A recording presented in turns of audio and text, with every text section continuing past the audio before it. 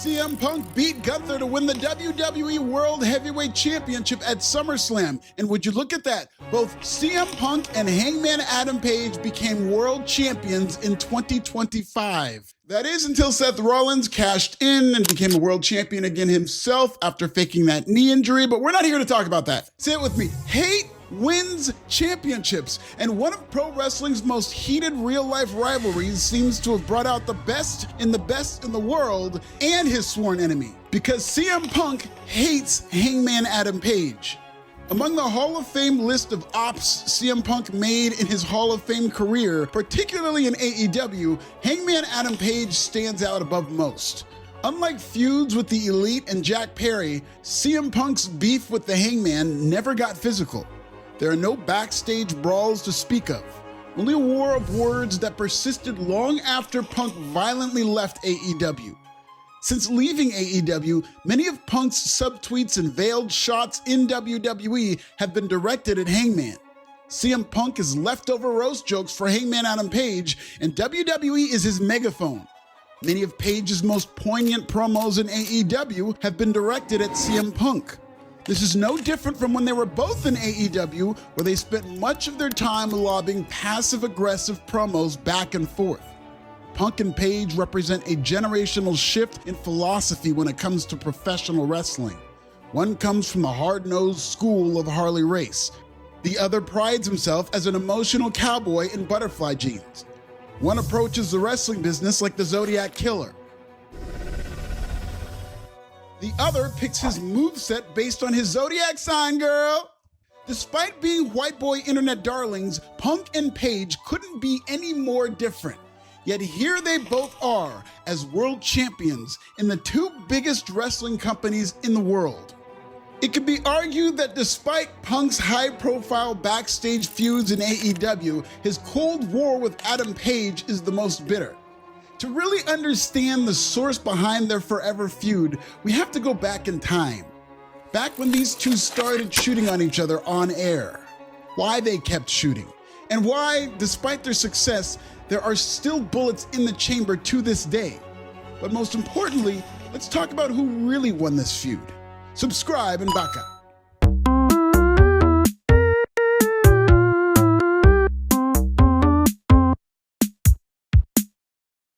CM Punk presents as punk rock. That's not to say that he isn't. He definitely is. But at his core, especially as a wrestler, CM Punk is old school. Respect your elders. Respect the business. Protect the business. CM Punk lives by one credo. No, not hardcore straight edge. What would Harley Race do? If it weren't for all the arm sleeve tattoos and nipple piercings, it would be easy to mistake CM Punk for a throwback wrestler from the territories based on his philosophy alone. CM Punk comes from the school of Terry Funk and Dusty Rhodes, and the apple doesn't fall too far from the tree. Hangman Adam Page personifies what AEW is, a new age cowboy who isn't afraid to cry on camera, a do-it-yourself independent contractor.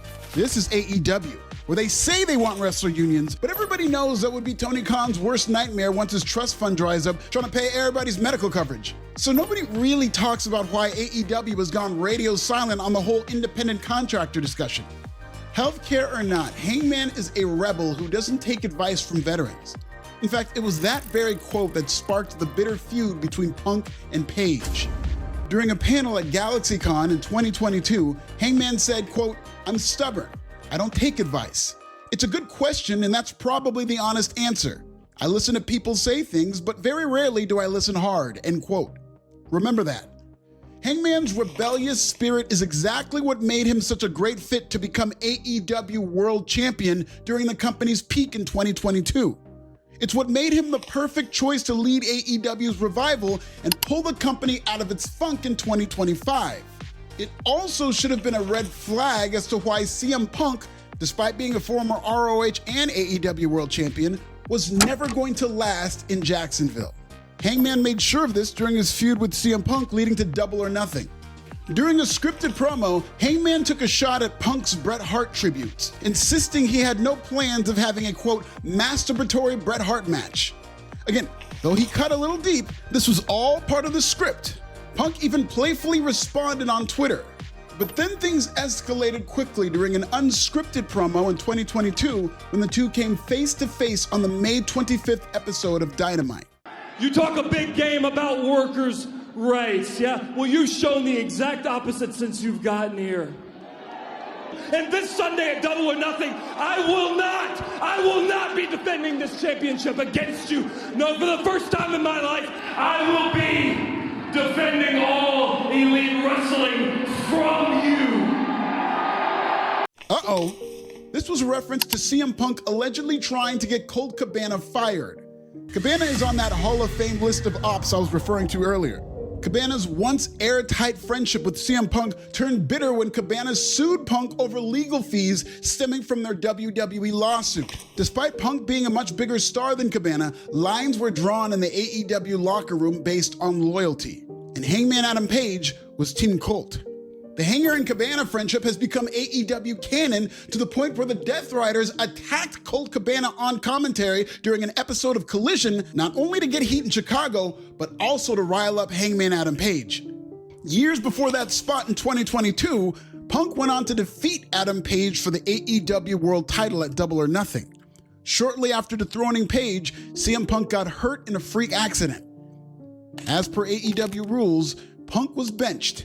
He was unable to defend his title, unable to appear on TV, and as a result, unable to respond to Page's shoot promo. But when he did... Hangman Adam Page, you want that rematch? You got it right here, right now. Let's go. What the? Now on to the important things. That's not cowboy shit, that's coward shit. A little bit of advice, and I suggest you take. The apology must be as loud and as public as the disrespect. The gloves came off, or more accurately, the white fist tape with the X mark on it came off during yet another shoot promo on Tony Khan's unscripted and unsupervised television. An optimist would say CM Punk was blowing off some steam and giving closure to a backstage feud by going tit for tat on air. In reality, Mans was just getting started. After regaining the AEW World Championship at All Out, CM Punk went off. He just won AEW's most important championship for the second time. He didn't give a shit. CM Punk went after Colt Cabana, Nick Jackson, Matt Jackson, and yes, Hangman Adam Page. What did I ever do in this world to deserve an empty-headed, fucking dumb like Hangman Adam Page to go out on national television and fucking go into business for himself? For what? Remember that quote from Hangman about not taking advice? When you have an empty-headed idiot who's never done anything in the business do public interviews and say, "No, I don't really take advice." Who the fuck do you think you are? Fucking go fuck yourself. Oh my goodness! Punk was suspended for that outburst, but he wasn't fired.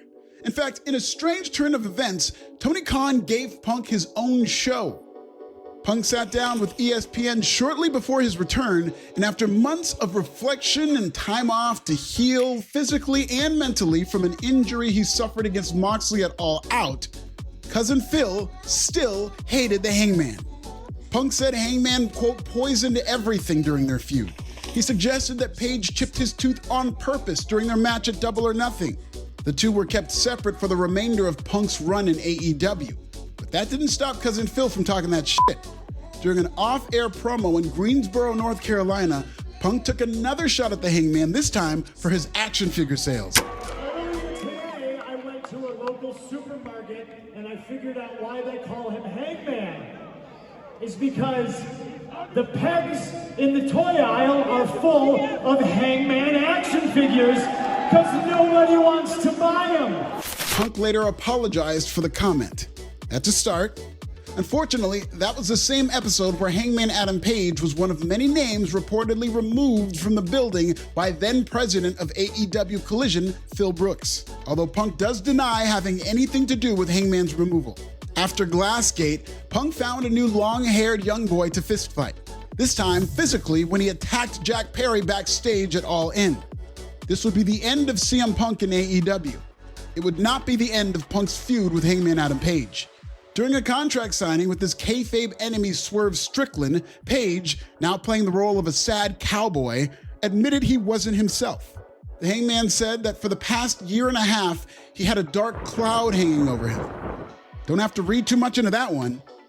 2 months after this promo, CM Punk made his unlikely return to WWE. Months later, in a WWE-approved interview, Punk expressed regrets for working with certain people in AEW without mentioning any Hangmans. After Page took a tribal shot at Logan Paul for stealing his moveset, the old school CM Punk shot right back at Hangman for using the term moveset. For Punk, this clueless cowboy was exposing the business by suggesting that every wrestler has a rehearsed set of moves that they use in what's supposed to be a simulated fight. And the moveset was so amazing. And Don't say moveset. Sorry. Tell me why. Tell me why. It's nerdy. If you say that, you're an idiot. Especially if you're a wrestler and you say moveset. No, then you're a total. That 100% tells me that you don't know what the hell you're doing. So, Hangman's dark cloud moments coincided with the CM Punk honeymoon period in WWE. But Punk suffered too. In Punk's PLE return to WWE, he suffered another injury at the Royal Rumble. But Punk didn't disappear off the face of the earth like he did in AEW. He made the most of it with an all-time feud against Drew McIntyre, most of which depended on Punk's promos while he was physically unable to compete. Punk could do no wrong, until WWE went to Saudi Arabia. At Night of Champions, CM Punk feuded with John Cena for the WWE Championship. But in order to compete, Punk had to follow Cena to Saudi Arabia. This after CM Punk's harsh words about Saudi. And by harsh words, I mean that one tweet about The Miz in 2020. But this was a storyline. WWE booked CM Punk as a hypocrite who seemingly went against his own beliefs to compete in Saudi Arabia like the rest of the WWE roster, who went against their wholesome American beliefs to entertain those evil Saudi Arabians. The only difference is that CM Punk left a paper trail. As a result, Punk had to apologize. By the way, can we take a second to acknowledge just how wholesome America is?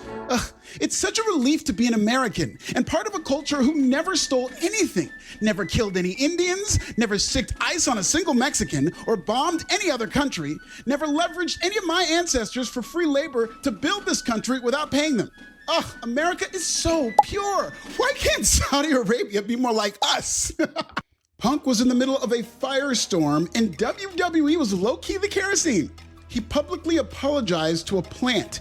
During a post-show interview, Triple H rehashed the apology by saying he was proud of CM Punk, which really just felt like WWE digging the knife in further. I'm sure Saudi Arabia had something to do with Punk's apology, but WWE going out of its way to make their top babyface admit he's a hypocrite was a bad look for Punk, who went on to lose to world champion hypocrite John Cena. Meanwhile, hypocrite Hangman Page finished his story at All In, 1 year after Punk choked Jack Perry a little bit. In hindsight, CM Punk's Saudi-gate was a fake controversy, but during a peaceful and incident-free return to WWE, you can easily argue this was Punk's lowest moment since his return. Meanwhile, Hangman Adam Page regained the AEW World title in his biggest career win over Jon Moxley. Fortunately for Cousin Phil, he got his reprieve at WWE's biggest show in the summer, in his second world title match in just over a month. Punk beat Gunther. And 3 years after a feud between CM Punk and Hangman Adam Page turned ugly, both of these bitter rivals were world champions. There's no right answer to getting over. Whether it's CM Punk's old school methodology or Hangman's youthful and emotional exuberance, both found new leases on life after their 2022 implosion. Both main evented their company's biggest show in 2025. Both became world champions that same year. But who won this feud really? They both did. It's a dead heat. To quote Phil Brooks, "The grass isn't greener on the other side, it's greener where you water it." And between Phil Brooks and Stevie Woltz, each was watering the grass that they went to. Okay, that's a cop-out. The fact is, after AEW's biggest show of the year, they booked Dynamite in Chicago, CM Punk's hometown, and what used to be AEW's hottest territory. Once upon a time, AEW sold out the United Center for Punk's Rampage debut. But in 2025, for the Dynamite after All In, AEW couldn't fill up a 1,000-seat ballroom. Not a stadium, not an arena, not even a convention center, but a fucking ballroom in the hardcore wrestling city of Chicago that did not sell out the first show after AEW's WrestleMania. Dynamite went on to record one of its lowest ratings ever, and despite a couple signs of a turnaround, AEW still has a long way to go to completely escape its post-punk funk. Advantage Phil. Check out this video and subscribe. Who do you think won the feud between Hangman Adam Page and CM Punk? Tell me in the comments!